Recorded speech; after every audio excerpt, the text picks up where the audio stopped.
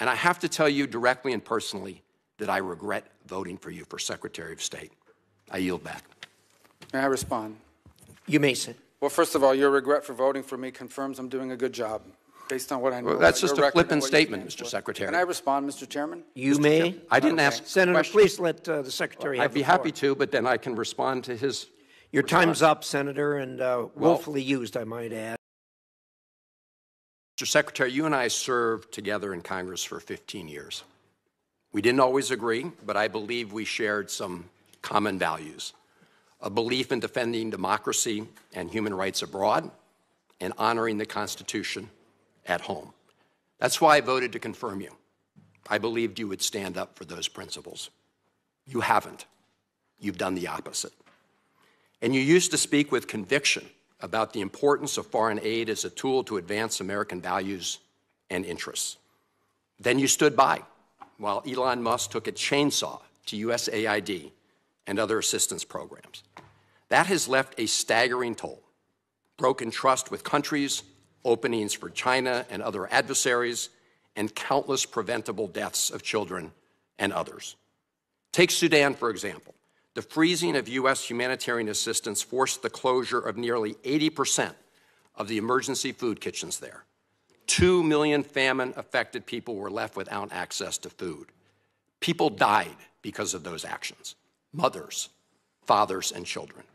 Tons of emergency food that could have saved their lives was left rotting in warehouses because you and Elon Musk refused to let USAID do its job.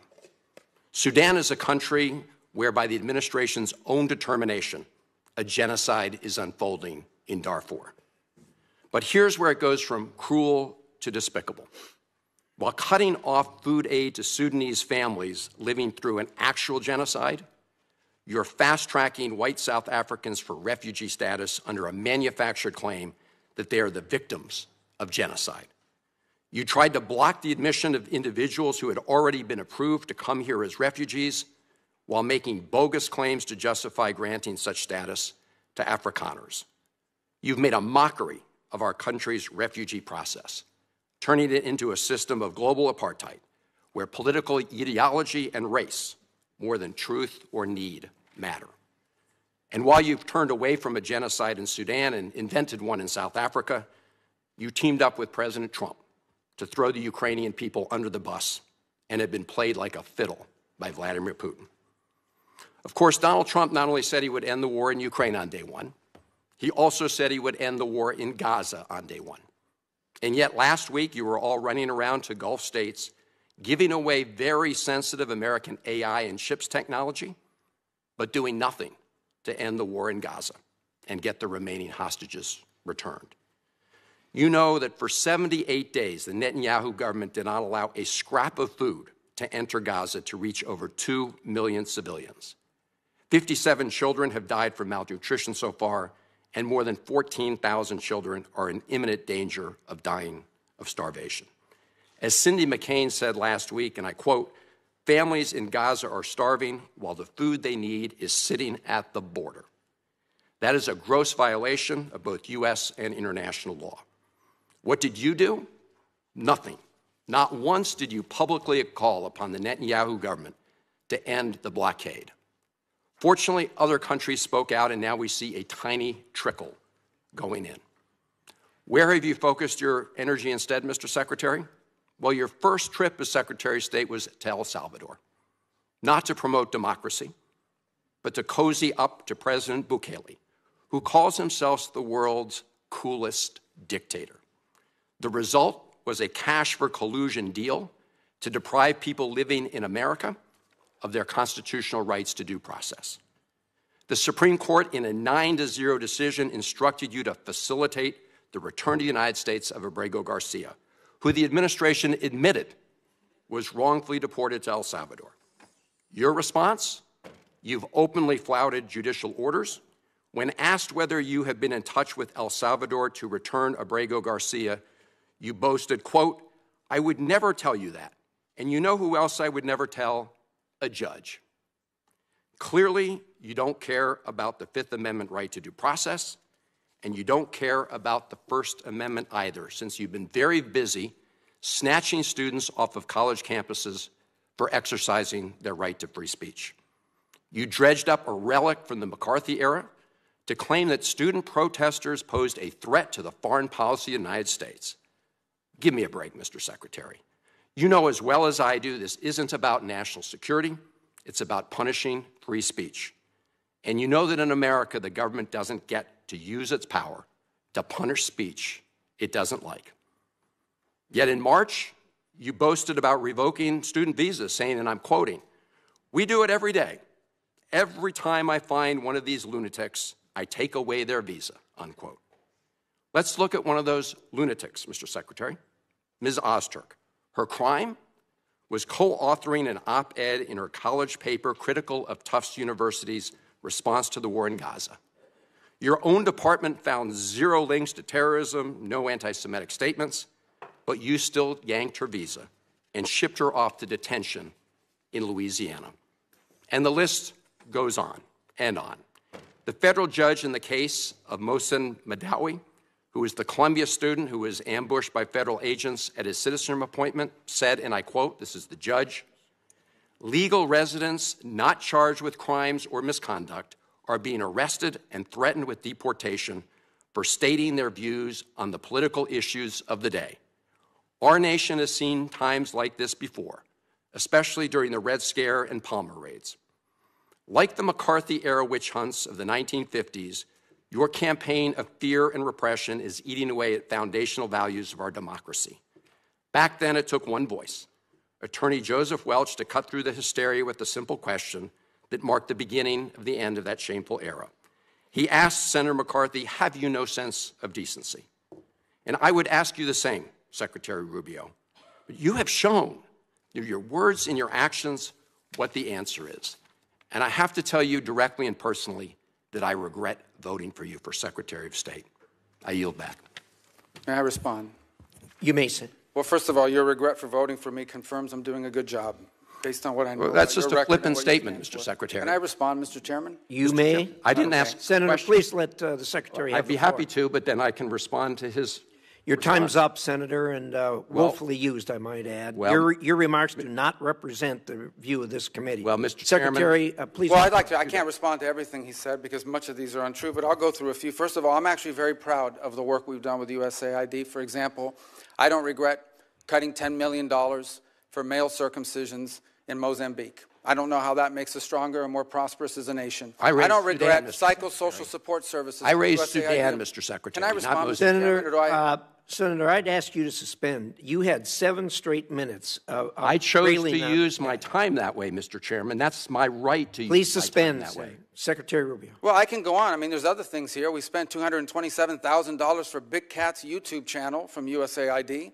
We spent $14 million for social cohesion in Mali, whatever the hell that means. So I can go on and on. I got the list here, and there's more. I didn't even bring the whole list. In the case of El Salvador, absolutely. Absolutely. We deported gang members, including the one you had a margarita with. And that guy is a human trafficker, and that guy is a gangbanger, and the evidence is going to be clear. In the days to come, Mr. you're going to Chairman, see who you went to look, defend. I'm sorry, Please, Mr. Chairman. Secretary No. Rubio has the floor. Mr. Chairman, he can't make unsubstantiated Senator, comments like that. Secretary Rubio has the floor. You've had Secretary your time. Rubio should take that testimony to the federal court in the Senator, United States because well, he hasn't done it under oath. Here's another point, okay? There is a division in our government between the federal branch and the judicial branch. No judge in the judicial branch cannot tell me or the president how to conduct foreign policy. No judge can tell me how I have to outreach to a foreign partner or what I need to say to them. And if I do reach to that foreign partner and talk to them, I am under no obligation to share that with the judiciary branch. Just like a judge cannot order me to negotiate with a foreign minister of Russia, they cannot order me to negotiate with a foreign minister or the president of El Salvador. And if I did negotiate with them, which we have responded to them, and we've told them, we've had communications with the president of El Salvador. I am under no obligation, under our division of powers in this country, and to share with the judicial branch how I conducted diplomacy of the United States. It would actually be counterproductive. If I started sharing with courts, or frankly, with the media, my conversations with foreign leaders and all of their details, no foreign leader would talk to me again, and we would break trust with them. So I have complied with every court order. What I won't comply with is an order to disclose what I'm saying and what we're talking about with a foreign leader, because then they won't talk to me. Diplomacy doesn't work that way. About the student visas, let me say this. I don't deport anybody, and I don't snatch anybody. The State Department does not have officers in the street snatching everybody. What I do is revoke visas, and it's very simple. A visa is not a right. It is a privilege. People apply for student visas to come into the United States and study.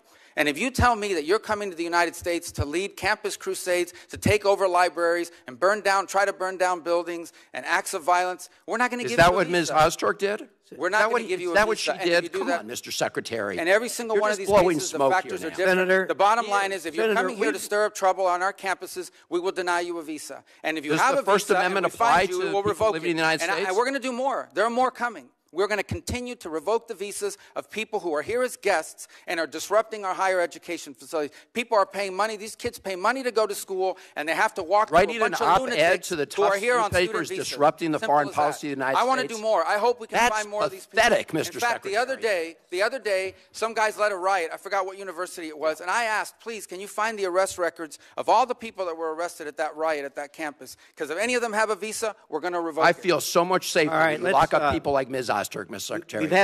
We've had enough time on the subject. Thank you very much. But I want to move to Ukraine because we heard the conversation that the president had with Vladimir Putin, the phone conversation where Putin didn't agree to any meaningful negotiation that would end this war in Ukraine. As President Trump has admitted, Vladimir Putin is taking him for a ride. Now, we have a bipartisan bill in the Senate that's led by Lindsey Graham. It has 80 sponsors. I understand that the House members are ready to take this up on a discharge petition if we pass it out of the Senate. How much longer until we rein Putin in? And are you prepared to support that sanctions bill that Graham and Blumenthal and 78 other members of the Senate support? Well, let me answer your last question first, and that is about the bill. We obviously can't control what Congress does, and we've told the Russians this. Not now, 6-8 weeks ago. I believe, Senator Shaheen, you were involved in a conversation that made it clear to the Russians what would happen if there was no progress made. And that's been repeated multiple times. I would also make this point, and it's important. Every single sanction, not one sanction has been lifted on the Russians. Every single sanction that was in place under the previous administration remains in place. So this idea we've given up leverage, well, we have the same leverage today we had under the previous administration. Well, Mr. Secretary, I would argue that the leverage that we've given up is taking NATO membership off the table, taking away a commitment to continue to help the Ukrainians with intelligence sharing and with military equipment and arms that they need to help fight this war. Well, that continues. There was a pause for 1 week. All of that was restarted. That was intelligence sharing, though, but it doesn't cover the equipment and arms. Oh, absolutely. That program has not been rescinded. They continue to receive armaments from the United States. And we continue to fund what the Ukrainians need as the president, and are you prepared to pass another supplemental bill to support them? Well, that's a different decision. That's a different question. That's not up for me to decide. The White House would have to make a determination about whether to come to Congress for a supplemental. But everything that's been approved and congressionally appropriated is ongoing. In fact, to the extent that the Ukrainians have asked for anything additional, what they've asked for is air defenses, Patriot units, which frankly we don't have. But we are working closely with our NATO allies. There are NATO allies that do have some batteries of Patriot missiles that they could provide or transfer over to the Ukrainians to defend, for example, the airspace of Kyiv and other places. And we've been encouraging in that front and working alongside our partners there to get deliveries of some of these systems. As you can imagine, none of these countries want to give up their Patriot systems either. But we can't make them fast enough, and part of the challenge we have in Ukraine is that munitions are being expended substantially faster than the ability of the broader West, not just us, but the West, to produce them. Now, that said, on the issue of Ukraine, here's what we can all agree on. There is no military solution to this crisis. Right. It will have to end in a negotiated settlement. And the fundamental challenge we have in Ukraine is this. Russia wants what they do not currently have and are not entitled to, and Ukraine wants what they cannot regain militarily. And that's been the crux of the challenge. I don't disagree with that at one level, but on the other hand, what Vladimir Putin is doing now is playing for time, and he's playing this president like a fiddle. And the longer he plays it, the more opportunity he has to gain territory in Ukraine, and the harder it's going to be to get him to the table. What we need to do is to put pressure on Vladimir Putin in every way we can to ensure that we can get them to the negotiating table. Well, I disagree with this playing with a fiddle analogy, because the truth of the matter is when Vladimir Putin woke up this morning, he had the same set of sanctions on him that he's always had since the beginning of this conflict, and Ukraine was still getting armaments and shipments from us and from our allies, and the European Union is about to impose additional sanctions, and the U.S. is looking for no Patriot batteries to be able to transfer from other NATO nations into Ukrainian hands. And what the president's trying to do is end a war. He's trying to end a bloody, costly war that neither side can win, and people are dying every single day. But this notion that what has Putin gained throughout this? He hasn't gotten a single concession. He hasn't gotten a single sanction lifted. And the more time he gets without additional pressure on Russia, the more incentive he's got to continue to gain territory and continue to play for time. But I want to just get to a final question because my time is running out, and that is, I recently wrote a letter to you about the issuance of executive orders on thousands of Afghan allies. These are people who fought alongside our military during the war in Afghanistan. They've been stranded in Qatar and Albania and Pakistan and Afghanistan. These are individuals who have been vetted already. They're ready to travel to the United States. And the question I have is this administration going to allow them to come to the United States as it promised? Because unless we're willing to keep our commitments to those people who were willing to fight and die alongside of us, then how can we ever ask people to do that again? Yeah, a couple points. Some of those are I think the issues that's getting mixed up here is whether we are going to pay for them to fly to the United States once a visa is issued, or whether they have to find their own transportation to the U.S. So there's two separate topics: our payment to move people forward, but also the issuance of the visas. And when that is still going through an internal review as to who is going to be allowed in, there's been a review of the vetting process that's been used. Frankly, there have been some errors found in the previous vetting process that we're concerned about, and I'm separating out from that audience people who we have closely vetted because we've been working alongside them for many years with regards to their service alongside our intelligence forces or special operators on the ground from the broader. Remember, they're also bringing dependents with them. And so there were some concerns early on about freezing or slowing down this program until we could determine whether we were properly vetting people to come towards the United States. And that process is ongoing, and I think we'll have more concrete answers for you, which I know is not satisfactory at this moment, but we've obviously had a lot going on. But this is something that we've heard a lot from both our DoD partners and others in the intelligence community, and we're working to make progress on that. I'm out of time, but just to clarify, on last week, Secretary Noem announced that temporary protected status, which I understand is not exactly the same, but for over 8,000 Afghans would end on July 12th. Many of those people are people, again, who fought and died alongside of our men and women in the military. And for us to send them back to sure death at the hands of the Taliban is just not what they were promised when they agreed to fight with us. Thank you, Mr. Chairman. Mr. Secretary, I wanted to talk to you about the president's personal business interests. During his first term, he made the decision to not enter into any new business deals during his presidency, that Trump-affiliated businesses would not enter into any foreign business arrangements. And that made sense because obviously it can be confusing for foreign governments to know how to try to win favor with the U.S. government if they have one route, making concessions that are good for U.S. national security, and they also have another route, which is perhaps helping the president's business interests. The president obviously changed that policy, and in this administration, his business interests are announcing new agreements and new investments into those business interests by foreign governments. And I think it stands to reason that creates a real problem for foreign policy, and it creates a problem for foreign governments in which they don't exactly know what the best way is to try to get on good terms with the U.S. government and with the White House. Is it to do what's right for American national security, or might it also be to do a business deal with the President of the United States or the entities that he controls. Just to clarify, when the President's businesses are engaged in negotiations, for instance, with the UAE on their stablecoin business, there was this big investment announced recently. You are not part of those negotiations. Those are being done by the President's family or those representing the President's business. Yeah, I'm not aware the President's involved in managing any business. He's, other than the Presidency of the United States, his family is allowed to make business deals. They continue to operate the enterprises that his family ran.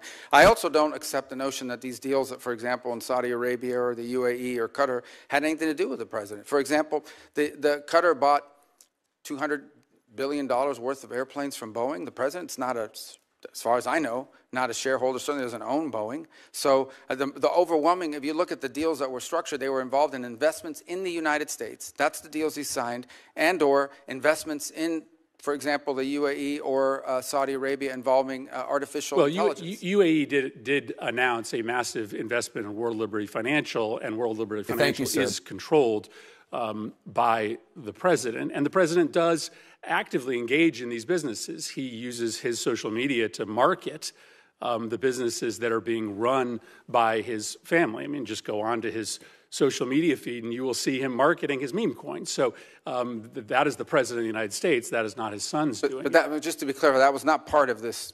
That was not an announcement as part of this trade visit that was conducted into the Middle East. Well, whether or not it was made during the time the President was there are obviously business deals being done between Trump entities and these countries. Let me ask you about the one that is probably most confusing to this committee, which is the planned gift of a plane to either the United States government or the President.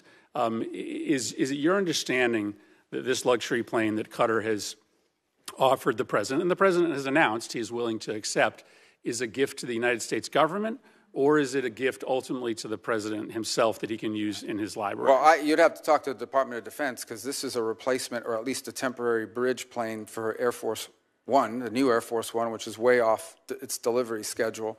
And so that would have to be with the Air Force. They operate Air Force One. My understanding of it basically has been from the very beginning that this is a plane that was identified after talking to Boeing about what other planes around the world would fit the bill that are out there that could be used now. They identified the ones the Qataris had as an opportunity for one, and as a result, or the UAE had that as opportunity for one, and that's how that deal was. And it's not your understanding that the plane ultimately will belong to the President or to the President's library after? Well, I'm not involved at that level of it. I've never heard that before. What I've heard is that plane will replace Air Force One, which is an Air Force plane. Let me ask you about the dinner that's happening this Thursday night. The President has offered access to him to the 200 top purchasers of his meme coin. Reports are that maybe about half or more of those individuals who will be meeting with him, many in a VIP reception, are foreigners. Do you have a list of those foreign individuals who will be meeting with the President? I don't. I don't know anything about. I didn't even know there was a dinner on Thursday night, so I'm not sure what you're referring to. So you don't know whether any of the foreign individuals who are going to be meeting with the President this Thursday night, for instance, are on our list of sanctioned individuals, or whether any of those individuals have connections to, let's say, terrorist organizations abroad? Well, I think if they had terrorist links, the Department of Homeland Security probably would not have allowed them into the country. But again, I don't even know there is a dinner on Thursday. You're asking me about something I don't know about. Well, but listen, this is a dinner that the President is having. It is likely going to involve some very significant foreign interests. You have to be pretty wealthy in order to be able to get inside this dinner. Isn't that a relevant question for the Secretary of State? Yeah, I'm not the social which foreign secretary, interests are going to be speaking to the President? I mean, it's kind of naive to believe that they aren't going to be in that room talking about national security matters. Well, I don't think that that's the case at all, because I would be aware if it was the case. The truth of the matter is I interact with government officials and others in governments of other countries. That's what I'll tell you, you're asking me about a dinner I don't know anything about. I can't answer you because I don't know anything about this dinner. It's the first I heard of it. Like I said, I don't keep the President's social schedule. It's not on my phone. It's not in my pocket. I don't even know. I can't comment on a dinner I know nothing about. Yeah, I think that represents a real problem for this committee, because there is clearly a way around the State Department for foreign individuals of significant influence and wealth to be able to directly lobby the president of the United States. But I don't think your that's answer fair. is that you don't know this is happening. Well, I don't know that there's that a dinner. in and of itself is I don't know that there's a dinner, and I don't know what the guest list is, but I can tell you I've run into the president of FIFA from the World Cup. He's here all the time. I see him. He's a private individual. It's not a government entity. And he's met with the president and is friendly with the president. He doesn't have to go through me to meet with the president. The president has relationships and friends and people he's known for a long time. Some of them are foreigners. That's not unusual. Yeah, but you're asking me about a specific dinner and implying nefarious impact. I can't comment on a meeting with the president. I think you should probably endeavor to get your hands on the list to make sure that there aren't individuals there who are perhaps contravening national security interests that the Well, I don't think Department of that's, I don't State have any is concern about that. prioritizing. Ultimately, I don't have any concern that the president having dinner with someone is going to contravene the national security of the United States. Thank you, Mr. Chairman. Mr. Secretary, I want to ask you about the program. It's the United States Refugee Assistance Program, and this is a program that state is the manager of, but together with other cabinet secretariats, DHS and HHS, state plays the lead management role, and it is how to manage the U.S. refugee assistance programs in tandem with contractors who help the United States on that. By an executive order on the first day of his presidency, President Trump paused all refugee programs and has canceled contracts to the agencies like the U.S. Catholic Church or Lutheran Refugee Services or HIAS or Church World Services who've been resettling refugees. Those programs are paused. There's litigation about it, but as far as I know, the United States is not, or the administration has not withdrawn the executive order. So there's essentially from this administration no refugee programs for anyone except. In early February, the president announced a special refugee program for Afrikaner farmers, justified, A, by some concerns about South African foreign policy, but B, a claim that these were persecuted individuals. So right now, the U.S. refugee program allows a special program for Afrikaner farmers, the first group of whom arrived at Dulles Airport in Virginia not long ago, while shutting off the refugee program for everyone else. Do you think Afrikaner farmers are the most persecuted group in the world? I think those 49 people that came certainly felt they were persecuted, and they've passed every sort of check mark that had to be checked off in terms of meeting the requirements for that. They live in a country where farms are taken and land is taken on a racial basis. Okay. Do you think they're more persecuted than Uyghurs or Rohingyas, or more persecuted than political dissidents in Cuba or Venezuela or Nicaragua, or more persecuted than those who would be threatened should they be returned to Afghanistan by violence by the Taliban? Well, the problem we face there is the volume problem, okay? If you look at all the persecuted people of the world, it's millions of people. They can't all come here. And we had refugee programs. So why prioritize Afrikaner farmers? Well, because it's a small subset, it's a new issue, and the president identified it as a problem and wanted to use it as an example. But that's different from having these refugee programs that were basically spending money to put people up in communities and accommodate them, and it was acting as a magnet. Millions of people in this country illegally, and today the border is sealed. Let me challenge you, and I'm just going to say for the public, if you want to understand about the, quote, persecution of Afrikaner farmers, go look at the composition of the South African government. Since July of 2024, there's a government of national unity, and the opposition party to the ANC, the Afrikaner Party, the Democracy Alliance, is part of the governing coalition. They joined the governing coalition a year ago, and the leader of that party was given the remit of Agriculture Minister, John Steenhuisen. He is the leader of the former Afrikaner Party, still widely representing Afrikaners. He is the Minister of Agriculture in South Africa right now. I assert that this claim that there's persecution of Afrikaner farmers is completely specious. Are you aware ever during the apartheid era in South Africa did the United States establish a special program to allow South African blacks who were treated as second-class citizens in the apartheid program, a special program so they could claim refugee status in the United States? No, because I was probably in 9th grade or 8th grade at the time. Yeah, well, then I don't expect you to know. I'll just tell you, never has there been a program, a special program for Africans to come in as refugees to the United States. We've allowed special programs for people being persecuted for their religion, Soviet-era Jews. We've allowed special programs for people fleeing from communism, Cuba, Vietnam, the Soviet Union. We've never allowed a special program to allow Africans into the United States in an expedited refugee status until now. Afrikaner farmers living in a nation governed by a government of national unity that includes the main Afrikaner Party. And actually, an even more right-wing Afrikaner Party is also included in the coalition government. Now, would you agree with me, Mr. Secretary, that if we're interpreting the statutory phrase, a well-justified fear of persecution, we should try to do that in an even-handed way? I think we should try to do that in the interest of the national security of the United States. So okay, I agree with you too. We should.